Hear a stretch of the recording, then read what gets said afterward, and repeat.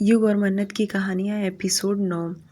युग मन्नत को एकदम अपने करीब कर उसके गुलाबी होठों को देख रहा था। वहीं मन्नत की धड़कनें तेजी से बढ़ती जा रही थी। उसकी सांसें मानो अटक ही गई हो। युग मन्नत के और करीब बढ़ गया। उन दोनों के होठों के फासले 1 ही इंच का था। मन्नत का जी कर रहा था कि युग को थप्पड़ गालों पर जड़ दे। मन्नत ने युग को धक्का देने की कोशिश कर रही थी, पर युग की पकड़ बहुत मजबूती था, जिस वजह से वह अपने आप को छुड़ा नहीं पा रही थी। मन्नत हार कर अपनी आंखें बंद कर ली और खुद को बचाने के लिए मन में भगवान का जप करने लग गई। इतने में राहुल मीरा जी को लेकर आ गया और कहा, मॉम देखिए युग क्या कर रहा है। पहले तो भाभी की खूब बेइज्जती किया, उससे उसका मन नहीं भरा तो यह सब सबके सामने कर रहा है। युग की मॉम जब यह सब नज़ारा देखी, उन्हें यकीन नहीं हो रहा कि उनका बेटा है अपनी बीवी की सरेआम पब्लिक में बेइज्जती कर रहा। मीरा जी ने अपनी साड़ी का पल्लू हाथ में पकड़ गुस्से में युग की तरफ बढ़ गई और कड़क आवाज़ में बोली, युग, ये तुम क्या कर रहे हो? अपनी माँ की आवाज़ सुन युग उनके तरफ देखा और मन्नत के हाथों की पकड़ उसकी ढीली हो गई। वहीं मन्नत जैसे खुद को ढीला महसूस की, वह खुद से दूर हो गई और तेज सांस ले रही थी।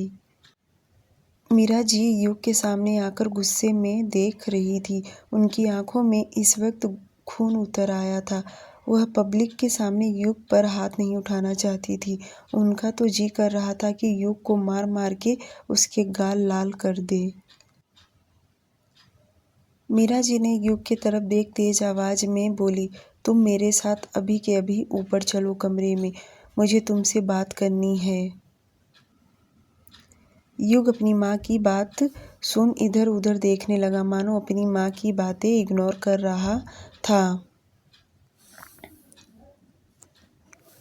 वही मन्नत धीरे धीरे अपने कदम पीछे ले रही थी। उससे इस वक्त कुछ नहीं समझ रहा था, बस उसे लग रहा था कि कहीं जाकर छुप जाए जो उसे कोई ना देख सके। सबकी नज़रों से वह डर रही थी। युग अपनी माँ को इग्नोर कर लंबी कदम भरते लिफ्ट की ओर बढ़ गया और लिफ्ट में जाकर टॉप फ्लोर पर अपने कमरे में चला गया। आज मीरा जी को युग का यह बिहेवियर देख बुरा फील करा रहा था। युग के पीछे वह भी चल दी। युग जैसे कमरे में पहुंचा कि मीरा जी भी उसके पीछे कमरे में आ पहुंची। मीरा जी उसकी यह हरकत देख एकदम युग के सामने आकर खड़ी हो गई और शांत आवाज में बोली, किसी अपने को परायों के बीच में तुम बेइज्जती कर रहे हो? इतने बदतमीज कैसे हो गए हो? क्या यही संस्कार मैंने तुम्हें दी है? यहाँ आकर तुम जश्न मना रहे हो। मीरा जी की आंखों में आंसू आ गए। रुआंसी आवाज में आगे बोली, बचपन से यही सोचती आ रही हूँ कि शायद तुम्हारे बाप के दिए हुए जख्मों की वजह से तुम ऐसे हो, इसलिए तुम्हारे हर एक गलती पर मैं पर्दा डालती जाती हूँ। पर उस बेचारी बच्ची की क्या गलती है जो तुम उसे सजा दे रहे हो? वजह जो भी हो तुम्हारी शादी का, पर तुम दोनों पति पत्नी हो, समझे तुम? युग को कुछ न बोलता देख मीरा जी भड़कती हुई आगे बोली, मन्नत ने तुम्हें कौन सा जख्म दी है जो तुम उसे इतनी बड़ी सजा दे रहे हो? यही ना कि तुम्हारे सामने बात करने की हिम्मत करती है। अपनी फैमिली, अपनी करियर दांव पर लगाकर उसने तुमसे शादी की है। इसमें क्या बुराई है उस बच्ची की? युग सोफे से उठा और बिना देखे अपनी माँ को जवाब दिया, मॉम मुझे उसके बारे में कुछ नहीं सुनना और ना जवाब देना है। इतना बोल युग जैसे कदम बढ़ाने ही वाला था कि मीरा जी बोली, 1 मिनट, अगर तुम मेरे बेटे हो तो तुम अभी उस मन्नत से जाकर माफ़ी मांगोगे, नहीं तो मैं यही समझूंगी उसका अपमान तुम अपनी माँ की अपमान किए हो।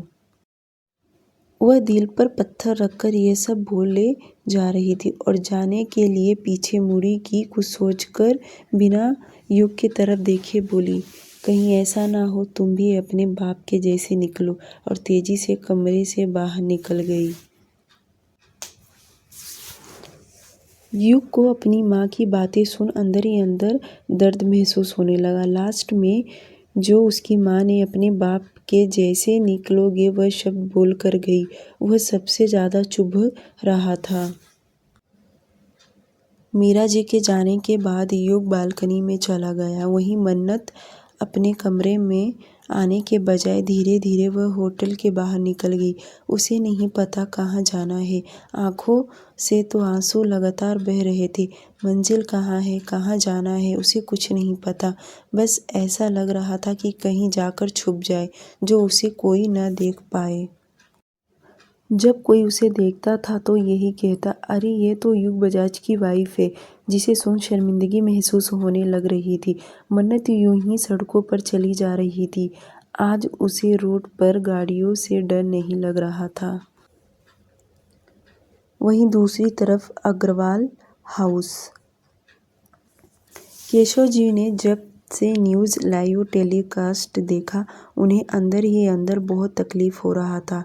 अपने शब्दों से किसी से बयां नहीं कर पा रहे थे।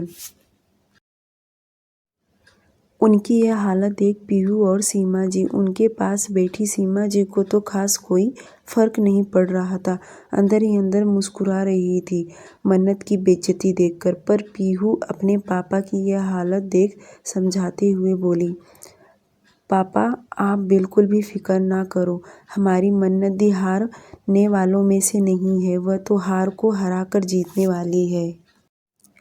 पीहू के मुंह से ये सुन सीमा जी उसे गुस्से से देख रही थी। ये भी एकदम बाप के ऊपर गई है। जब देखो तब उसकी यह गुण गाती रहती है। मेरी बेटी होकर हर टाइम उसकी तारीफ करती है। न चाहते हुए भी सीमा जी को बीच में बोलना पड़ा।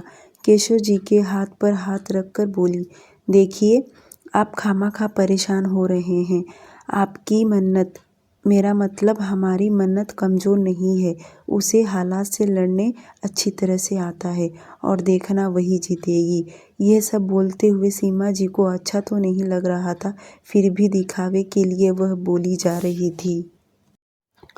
पीहू के बहुत समझाने के बाद केशव जी को थोड़ा बेटर फील हो रहा था, पर साथ में उन्हें बुरा भी लग रहा था। उनकी बेटी की बेइज्जती सरेआम दुनिया में युग बजाज कर रहा है। वही बात कहीं न कहीं उनके दिल में खटकने लगा। उन्हें पता था कि उनकी बेटी ने किस वजह से शादी की है।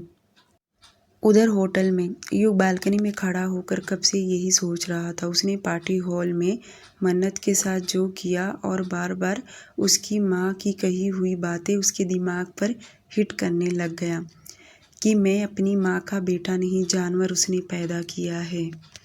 युग यही सब सोच के उसके सिर में दर्द होने लगा। बालकनी में से रूम में आया। बहुत सोचने के बाद रूम से बाहर निकला और मन्नत के रूम की ओर बढ़ गया। पहले तो दरवाज़ा नॉक किया, पर दरवाज़ा न खुलने की वजह से तुरंत मैनेजर को बताया। मैनेजर ने तुरंत की लेकर ऊपर आया और दरवाज़ा खोल दिया। युग कमरे में जाकर देखा तो मन्नत कहीं नहीं थी। बेडरूम में चेक किया क्योंकि यह कमरा बहुत बड़ा था, वीआईपी। युग ने वॉशरूम, बालकनी, बेडरूम पूरा चेक किया। मन्नत उसे कहीं दिखाई नहीं दी, जिस वजह से युग भी परेशान होने लगा। आखिर यह गई तो गई कहाँ? युग को लगा कि उसकी माँ के कमरे में होगी। जब अपनी माँ के कमरे में गया तो उसकी माँ सोफे पे बैठकर रो रही थी। युग अपनी माँ को रोता देख शर्म से नजरें फेर लिया। जब मीरा जी ने युग को अपने कमरे में देखी तो आंसू पोंछते हुए बोली, अब यहाँ क्या करने आए हो? मैं कह रही हूँ ना, जाकर उस बच्ची से माफ़ी मांगो। अपनी माँ के मुंह से यह सुन युग समझ तो गया कि मन्नत यहाँ नहीं है। युग हिचकिचाते कहा, मॉम, मन्नत अपने कमरे में नहीं है। मुझे लगा वह आपके कमरे में आई होगी। मीरा जी चौंकते हुए बोली, क्या? अपने कमरे में नहीं है तो कहाँ गई?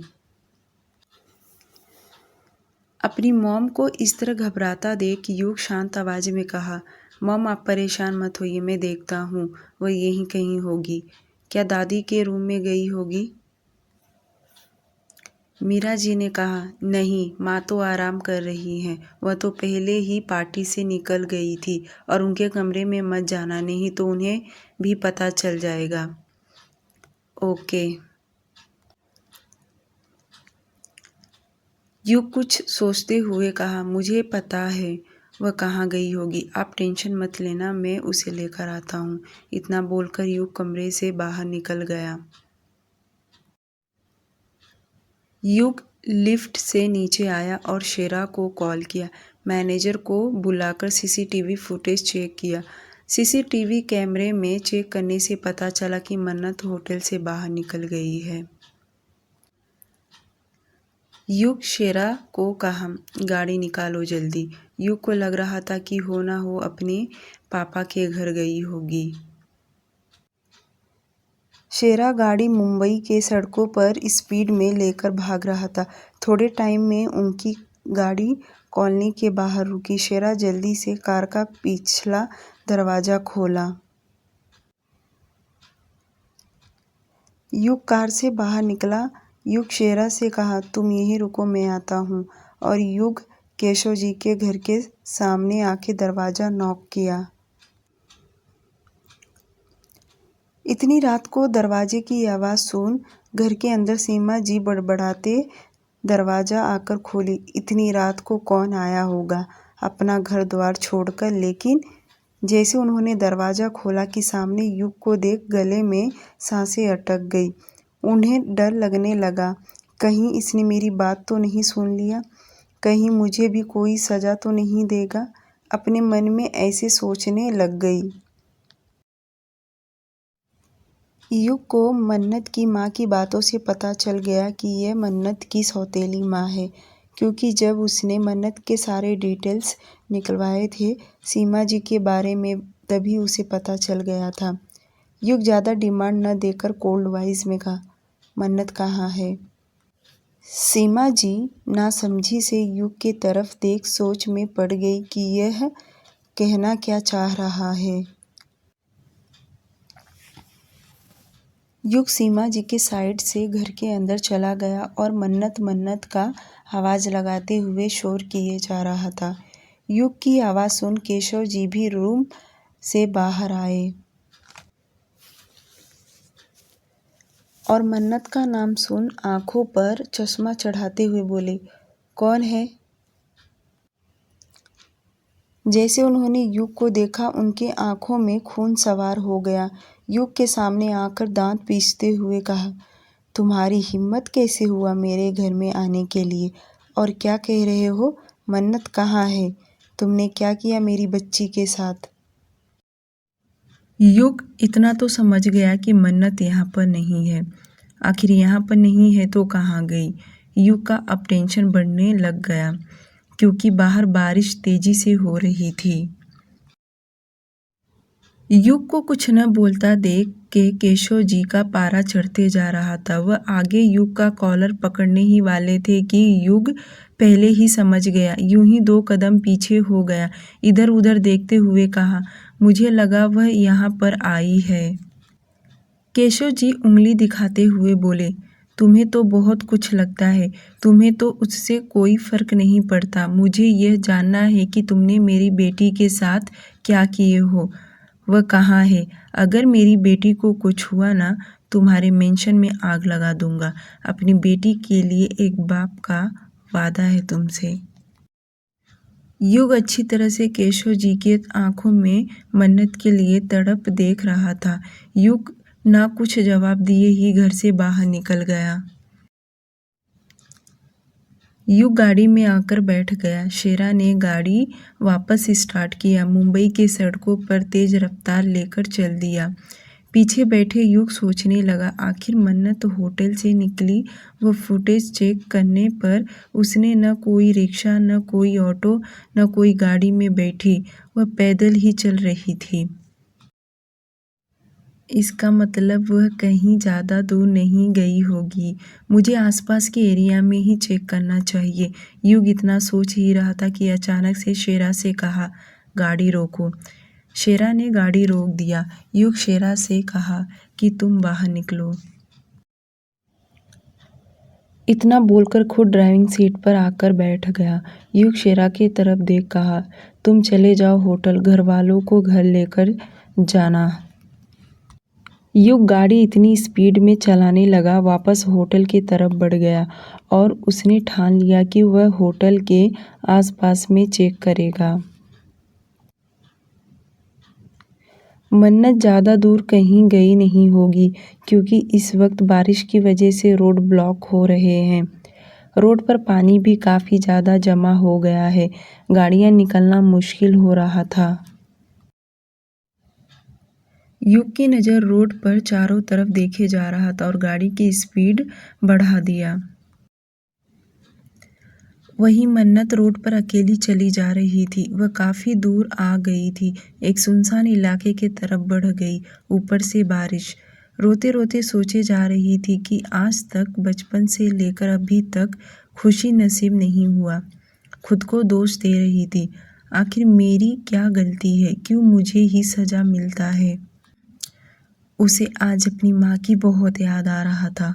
उसे आज किसी कंधे का सहारा चाहिए था जो जी भर के रो ले। उसी रास्ते पे दो लड़के बाइक पर गुजर रहे थे। उन दोनों ने जब मन्नत को अकेले रास्ते पर देखा तो बाइक वालों ने जानबूझकर टक्कर दे दिया। उनके टक्कर देने की वजह से मन्नत के पैर पर बाइक का टायर चढ़ गया, जिस वजह से मन्नत के मुंह से दर्द की वजह से आह निकल गया। वह तुरंत नीचे बैठकर अपने पैरों को देखने लग गई। दोनों बाइक वाले लड़के बाइक साइड में लगा के फिर से मन्नत के पास आकर सॉरी सॉरी बोलने लग गए। मन्नत ने कोई रिस्पॉन्स नहीं दी। वह बस अपने पैरों को पकड़ के चिल्ला रही थी। उसके पैरों में चोट लग गए थे। बाइक वाले दोनों लड़कों ने मन्नत की यह हालत देख इतना तो समझ गए कि यह कोई आम लड़की नहीं है।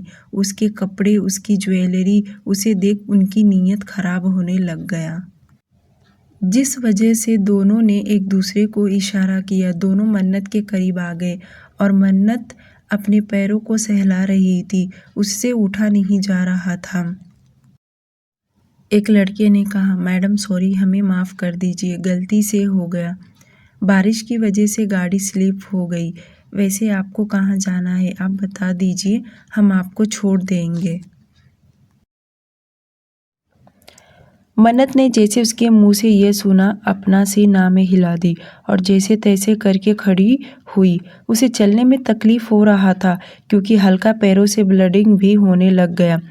मुश्किल से मन्नत ने एक ही कदम आगे बढ़ा पाई होगी। वह लड़के ने वापस मन्नत के सामने आ गया और कहा, मैडम आपके पैरों से खून बह रहा है, मैं आपको हॉस्पिटल लेकर चलता हूँ। आप बताइए आपको कहाँ जाना है। मन्नत ने उसे घूरकर देख बोली, मुझे कहीं नहीं जाना, तुम मेरे रास्ते से हटो। उस लड़के को इतना तो समझ गया कि यह लड़की इतनी आसानी से तो नहीं मानेगी। मन्नत पूरी तरह भीग गई थी। उसे ठंड की वजह से दांत गिड़गिड़ा रहे थे। उन दोनों लड़कों ने आपस में इशारा किया और मन्नत की तरफ बढ़ गए। एक ने मन्नत का हाथ पकड़ के कहा, तो तू ऐसे नहीं मानेगी, मुझे लगा तू सीधे से मान जाएगी। मन्नत के गले का डायमंड नेकलेस खींच लिया। वह इतनी तेजी से खींचा कि मन्नत के गोरे गर्दन पर रेश पड़ गया। दोनों ने मन्नत को पकड़ बाइक के पास लेकर आए और उसको ज़बरदस्ती से बाइक पर बिठाने लगे। मन्नत के पैर में चोट तो लगी थी, उसे जरा भी चला नहीं जा रहा था। वह लगातार उन दोनों को धक्का दे रही थी, पर मानो उसके शरीर में ताकत ही ना हो। ऊपर से बारिश और पैरों में लगा हुआ चोट बेजान सी हो गई थी। मन्नत ने लाख धक्का देने की कोशिश कर रही थी। उन दोनों लड़कों की नीयत तो मन्नत के ज्वेलरी पर ही था, पर एक लड़के का मन्नत के शरीर को देख उसकी नीयत खराब होने लगा। वह मन्नत की खुली कमर को अपने दोनों हाथों से पकड़ लिया, जिस वजह से मन्नत ने एक जोरदार थप्पड़ गाल पर लगा दी। थप्पड़ खाते ही लड़के ने अपना आपा खो दिया और मन्नत का बाल पकड़ बोला, साली तूने मुझे थप्पड़ मारी, बहुत गर्मी है तेरे अंदर, रुक तेरी गर्मी निकाल देता हूँ। उस लड़के ने मन्नत को जमीन पर धक्का दे दिया और राक्षस की तरह हंसा और अपना शर्ट निकाल कर जमीन पर फेंक दिया और पेंट का जेब खोलने लगा। मन्नत यह नज़ारा देख डर गई। घबराते हुए अपने दोनों हाथ जोड़ माफ़ी मांगने लगी। सॉरी, मुझसे गलती हो गया। धीरे धीरे पीछे सरक रही थी। बारिश की वजह से हर जगह कीचड़ हो गया था। मन्नत की हालत बेकार हो गई। कीचड़ में पीछे सरक रही थी। वह लड़का मन्नत के ऊपर आकर उसकी साड़ी का पल्लू खींच दिया। उसके इस तरह खींचने की वजह से साड़ी में लगा सेफ्टी पिन मन्नत के गोरे बदन पर खींच गई और उस जगह ब्लीडिंग होना चालू हो गया। मन्नत दर्द से तड़प रही थी। उस लड़के ने मन्नत के जबड़े को पकड़ मसलते हुए कहा, वैसे तू है बहुत मलाईदार, तुझे आज खाने में मज़ा आएगा। इतने में 4 व्हीलर की लाइट उस लड़के के फेस पर फ्लैश हुआ, जिस वजह से वह अपनी आंखों पर हाथ रख लिया। मन्नत भी उसी डायरेक्शन में देखने लगी। यह कोई और नहीं, युग था। कार में बैठा युग ने ध्यान से देखा कि कोई लड़की है। वह तुरंत गाड़ी में से निकलकर बाहर आया। बाहर आकर ध्यान से देखा तो यह मन्नत है। उसकी यह हालत देख युग का गुस्सा 7वें आसमान पर पहुंच गया और अपनी मुठ्ठियां कसते हुए आगे बढ़ गया। वह लड़के भागने की फिराक में थे।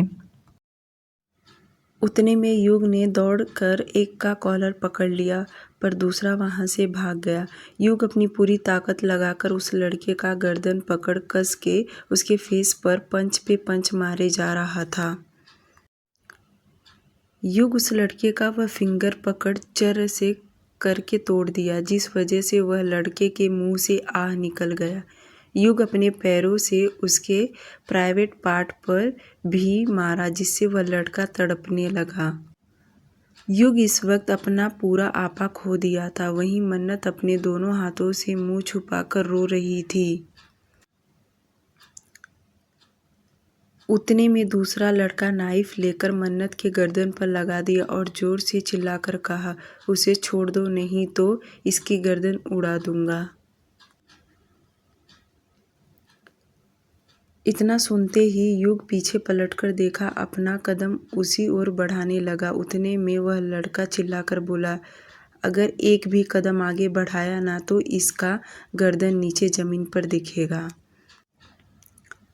युग मन्नत की यह हालत देख गुस्से से दांत पीसते हुए उस लड़के से कहा, उसे हाथ नहीं लगाना, उसे छोड़ दे, वरना क्या? पहले मेरे दोस्त को छोड़ दे, फिर मैं इसे छोड़ देता हूँ। हम टपोरी गुंडे हैं, हमें डर नहीं, इसकी गर्दन उड़ा दूंगा, समझा?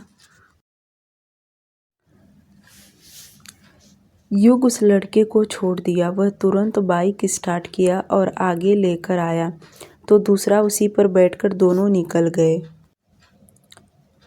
युग जल्दी से मन्नत के पास आकर अपने दोनों हाथों से मन्नत के गाल को पकड़कर फिक्र जताते हुए कहा, क्या तुम ठीक हो? मन्नत की यह हालत देख यही लग रहा था कि वह बहुत थक गई है, जरा भी ठीक नहीं है। उसकी बॉडी जवाब नहीं दे रहा। युग तुरंत उसे गोद में उठाकर कार के पास लाया और एक हाथ से दरवाज़ा खोल गाड़ी में बैठा दिया, दूसरी साइड से खुद आकर बैठ गया। युग कार में आकर ड्राइविंग सीट पर बैठ गया और कार स्टार्ट किया। साइड में बैठी मन्नत झुककर अपने मुंह दोनों पैरों के बीच में छुपाकर सिसकियां लेकर रोने लगी। इस वक्त मन्नत की साड़ी कीचड़ की वजह से पूरी तरह खराब हो गया था और उन गुंडों ने उसकी साड़ी का पल्लू खींचने की वजह से साड़ी थोड़ी फट गया। उस सेफ्टी पिन लगने की वजह से मन्नत के गोरे बदन पर जख्म हो गया। युग कार चलाने पर ध्यान दे रहा था, साथ ही साथ में बार बार मन्नत की तरफ भी देखे जा रहा था, किस तरह से वह रो रही है। उसको रोता देखकर युग कार स्पीड में बढ़ा दिया कि वह घर जल्दी पहुंच जाए। युग घर न जाकर विला की तरफ गाड़ी टर्न कर दिया, पर बारिश लगातार बढ़ती जा रही थी, जिस वजह से मुंबई शहर के रोड पूरी तरह जाम हो गए थे। जगह जगह पर गाड़ियां रुक गई थी। युग कार लेकर थोड़ा आगे गया जहां से गाड़ी निकलना मुश्किल हो रहा था। युग ने आगे देखा कि रास्ता ब्लॉक है। उसने तुरंत गाड़ी रोक स्टीयरिंग व्हील पर जोर से दे मारा और बाहर देखते कहा, ओह शिट। मन्नत को इस तरह रोता देख युग पूछा, क्या तुम ठीक हो? देखो बारिश बहुत ज़्यादा है, हम कुछ ही टाइम में घर पहुंच जाएंगे। युग को नहीं समझ में आ रहा था कि वह मन्नत को कैसे चुप कराए, क्या बोले जो वह चुप हो जाए। उसकी जो हालत हुई है। युग धीरे से अपना हाथ आगे बढ़ाया और मन्नत के कंधे पर रख उसे उठाने की कोशिश करने लगा। कार में रखा पानी का बोतल मन्नत की ओर बढ़ाकर कहा, यह तुम पानी पी लो। मन्नत कुछ नहीं बोल रही थी, सिर्फ रोने के सिवाय। युग आगे कहा, देखो मैं कुछ करता हूँ, हम जल्दी से यहाँ से निकल जाएंगे। युग बाहर देख सकता था कि बारिश जोरों से हो रही है। अपना मोबाइल निकाल शेरा को मैसेज टाइप कर दिया। मैसेज में लिखा था कि उसकी मॉम को इन्फॉर्म कर दे कि मन्नत उसके साथ है और साथ ही साथ में मन्नत के पापा को भी इन्फॉर्म करने के लिए कह दिया, क्योंकि उसके पापा की हालत युग ने अपनी आंखों से देखा था। वह ये नहीं चाहता था कि और लोग भी इसमें परेशान हुए जैसे कि वह खुद हुआ था। युग ने गाड़ी पीछे किया क्योंकि आगे रोड ब्लॉक थे। युग कार पीछे ले ही रहा था कि मन्नत की आंखें धीरे धीरे बंद होने लगी। उसकी आंखों के सामने अंधेरा छा गया। युग मन्नत की यह हालत देख जल्दी से उसके गालों पर थपथपाने लगा। मन्नत धीरे धीरे आंखें बंद कर रही थी। युग गाड़ी रोक दिया, आसपास में देखने लगा, पर इतनी रात को उसे कुछ भी दिखाई नहीं दे रहा था। ना ही समझ में आ रहा था कि किस तरह से बाहर निकले। युग ने पास में देखा एक छोटा सा किराना शॉप था। युग कार से बाहर निकला और उसी की ओर बढ़ गया। इस शॉप के अंदर एक आंटी थी, लगभग उनकी उम्र 50 के आसपास होगी। युग उस आंटी से कहा, बारिश की वजह से हमारी गाड़ी रुक गया है, क्या यहाँ कोई आसपास हॉस्पिटल है? आंटी ने कहा, बेटा यहाँ पास में ही एक क्लिनिक है, पर वह तो अभी बंद हो गया होगा। कौन है तुम्हारे साथ? क्या हुआ है? युग ने कहा, मेरी वाइफ बारिश में भीगने की वजह से बेहोश हो गई है। आंटी ने कहा, देखो बेटा पास में हमारा घर है, तुम चाहो तो अपनी बीवी को लेकर आ सकते हो, शायद मैं कोई उसकी मदद कर दूं। युग को यह सुन बहुत अच्छा लगा और वह एहसान मानते हुए कहा, जी जरूर आंटी। जल्दी से कार में आकर बैठ गया और कार स्टार्ट किया। कार शॉप तक लेकर आया और कहा, आंटी आप गाड़ी में बैठ जाइए, मुझे आपके घर का एड्रेस बता दीजिए। आंटी ने कहा, ठीक है, यहीं पास में ही है। आंटी के कहने पर युग अपना कार उसी डायरेक्शन में लेकर गया। उस औरत का घर बहुत छोटा था, नीचे 2 रूम और ऊपर 1 रूम। युग की पर्सनैलिटी देख वह औरत को इतना तो समझ गया कि ये आम आदमी नहीं है, इसलिए वह युग के तरफ देख समझाते हुए बोली, बेटा तुम्हें देख के तो ऐसा लग रहा है तुम अच्छे घर के हो, क्या तुम इस घर में रुकना पसंद करोगे? युग बिना उस आंटी के घर का कंडीशन देखे कहा, कोई बात नहीं, आई मैनेज, बारिश से बचना है। देखा जाए तो अगर बात सिर्फ युग की होती तो शायद वह गाड़ी से बाहर नहीं निकलता, पर बात तो मन्नत की है जिस वजह से उसे हेल्प लेना पड़ रहा था। आंटी ने चाबी लेकर ऊपर छत पर चली गई, ऊपर का रूम का लॉक खोल दी। युग मन्नत को लेकर रूम के अंदर आया। रूम में एक चेयर था और एक पतली सी खाट। यह रूम हमेशा बंद रहने की वजह से धूल मिट्टी जम गया था। आंटी ने कहा, देखो बेटा यह रूम तो हमेशा बंद ही रहता है, क्योंकि मैं और मेरा छोटा बेटा हम दोनों नीचे ही सो जाते हैं।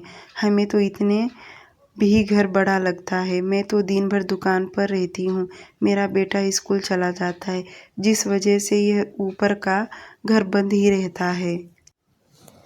युग आंटी की तरफ देख कहा, क्या मुझे कुछ बिस्तर मिल सकते हैं? मेरी वाइफ को ठंड लग रहा है। आंटी ने कहा, जरूर बेटा, मैं लेकर आती हूँ। युग वापस कहा, क्या आप मेरी वाइफ के लिए काढ़ा बना सकती हैं, अदरक वाली, प्लीज़? आंटी जैसे जाने को मुड़ी थी कि यह सुनकर रुककर बोली, बेटा, अगर तुम नहीं बोलते तो भी मैं बना कर लाती, क्योंकि तुम्हारी वाइफ को ठंड लग गया है। मेरे पास अच्छे कपड़े तो नहीं हैं, मैं अपनी साड़ी लाकर देती हूँ, तुम चेंज कर देना। आंटी इतना बोलकर रूम से बाहर निकल गई। वहीं युग मन्नत को देख रहा था। उसके होंठ ठंड के वजह से कांप रहे थे। युग को मन्नत का पहले ही एक्सपीरियंस हो गया था। पहली बार भी पानी में भीगने के वजह से वह बीमार पड़ गई थी। सिर्फ फ़र्क था तो उस टाइम वह ज़्यादा देर पानी में थी, पर आज उसके आँखों के सामने उसे चक्कर आया। 5 से 10 मिनट के बाद आंटी मन्नत के लिए काढ़ा और युग के लिए चाय बनाकर लेकर ऊपर आई और 2 बिस्तर और एक साड़ी भी ला कर देकर चली गई। युग मन में आया कि आंटी को बोल दे कि साड़ी चेंज कर दे। युग इतना सोचकर उठ खड़ा हुआ और कहा, आंटी, क्या आप मेरी वाइफ की साड़ी चेंज कर सकती हैं? आंटी युग के मुंह से ऐसा क्वेश्चन सुन मुस्कुराते हुए बोली, माना कि तुम दूसरे के घर में हो, इसका मतलब ये थोड़ी ना कि तुम अपनी बीवी के कपड़े बदल नहीं सकते। मैं जा रही हूँ, तुम अंदर से दरवाज़ा बंद कर लेना, और हाँ, किसी चीज़ की ज़रूरत पड़े तो मांग लेना। आंटी इतना बोलकर चली गई। युग लंबी सांस लिया और मन्नत के पास आकर बैठ गया। उसे समझ नहीं आ रहा था कि क्या करे। युग ने जल्दी से मन्नत के पैरों से सैंडल निकालकर मन्नत की साड़ी थोड़ा ऊपर किया, क्योंकि साड़ी हैवी होने की वजह से गीली थी।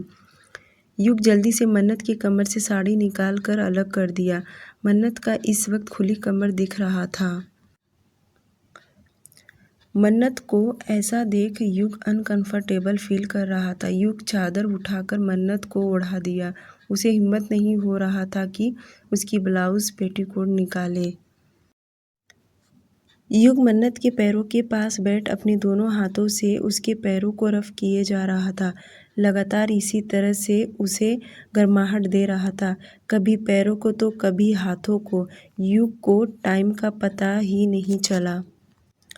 कुछ समय बाद मन्नत अपनी आंखें धीरे धीरे खोली। उसके शरीर में हलचल हुआ। मन्नत पूरी तरह आंख खोलकर देखी तो किसी और के घर में सोई हुई है। जब उसे युग को देखी कि उसके पैरों को रब कर रहा था तो मन्नत तुरंत अपने दोनों पैर अपनी ओर खींच ली और लड़खड़ाती हुई आवाज़ में बोली, ये तुम क्या कर रहे हो? जब युग ने मन्नत को देखा कि वह उठ गई, उसे अंदर से अच्छा लगने लगा, पर उसने जाहिर नहीं किया। शांत आवाज़ में कहा, क्या तुम्हें दिखाई नहीं दे रहा मैं क्या कर रहा हूँ? मन्नत अपनी नज़रें दूसरी तरफ फेर ली। युग ने तुरंत कहा, तुम कपड़े चेंज कर लो। मन्नत बिना युग की तरफ देखे ही बोली, मुझे नहीं चेंज करना। वह बोल ही रही थी कि उसे महसूस हुआ कि उसके बदन पर उसकी साड़ी नहीं है। मन्नत चौंकते हुए बोली, मेरी साड़ी कहाँ है? क्या तुम मेरे कपड़े निकाल रहे थे? युग खड़ा होते हुए बोला, यस, निकाल रहा था, पर तुम उठ गई। अब उठ गई हो तो खुद ही निकाल लो। मन्नत चिढ़ते हुए बोली, तुम्हारी हिम्मत कैसे हुई मेरे कपड़े बदलने की? गुस्से में उंगली पॉइंट करते आगे बोली, तुम कुछ हद से ज़्यादा बढ़ रहा हूँ। युग मन्नत की बात बीच में काटते आगे कहा, तुम अच्छे से जानती हो मुझे, मैं तुम्हें डरा नहीं रहा हूँ, मैं ऐसा कर सकता हूँ। तो तुम चेंज कर रही हो या मैं चेंज करूँ? मन्नत आँख दिखाते हुए बोली, सोचना भी मत कभी, समझे? और मैं ऐसा क्यों नहीं कर सकता? खैर, तुम सबसे पहले कपड़े चेंज करो, नहीं तो बीमार पड़ जाओगी। युग मन्नत के साथ आज बहस नहीं करना चाहता था। उसे पता था कि मन्नत की हालत ठीक नहीं है, उसे और परेशान नहीं करना चाहता था। युग के मुंह से ऐसी बातें सुन मन्नत को और गुस्सा बढ़ते जा रहा था। गुस्से में बोली, तुम्हें इससे क्या फ़र्क पड़ता है, मैं मरूं या जिंदा रहूं? युग अच्छे से मन्नत की आदतों को समझने लगा था कि वह कोई भी उसकी बात आसानी से नहीं मानेगी। इसलिए युग मन्नत के पास आकर झुककर एकदम करीब से कहा, अब जल्दी से कपड़े बदल लो। जानबूझकर फेक स्माइल कर दिया। युग के मुंह से यह सुन मन्नत की आंखों से आंसू बहने लगे और रुआंसी आवाज़ में बोली, मैं तुम्हें कैसे भूल सकती हूँ, तुम तो जानवर हो। तुम्हें तो ये भी पता नहीं होगा कि तुमने आज शाम किसी की बेइज्जती किया है। मन्नत के मुंह से बेइज्जती वाली बात सुन युग अपने जेब में दोनों हाथ डाले दरवाजे की तरफ देखने लगा। कमरा इतना छोटा था कि युग कहीं जा भी नहीं सकता था। अगर आज मन्नत पूरी रात बड़बड़ाना चालू रखेगी तो युग को सुनना ही पड़ेगा।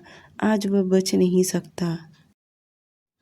युग पीछे मुड़ा। आंटी ने जो साड़ी दी थी वह अपने हाथ में उठाकर मन्नत के पास लाया।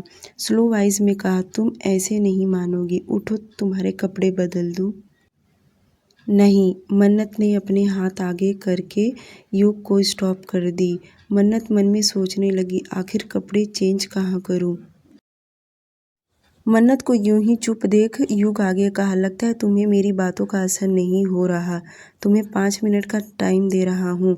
अगर तुमने चेंज नहीं किए तो जो तुम्हारे शरीर पर आधे अधूरे कपड़े हैं वह एक भी नहीं रहेंगे। बिना कपड़ों के मेरे सामने खड़ी रहोगी। देखना चाहोगी तुम? मन्नत चादर से खुद को कवर करके बोली, कहाँ चेंज करूँ कपड़े? आज के लिए सिर्फ इतना ही। प्लीज़ मेरे चैनल को सब्सक्राइब कर दीजिए। Thank you so much.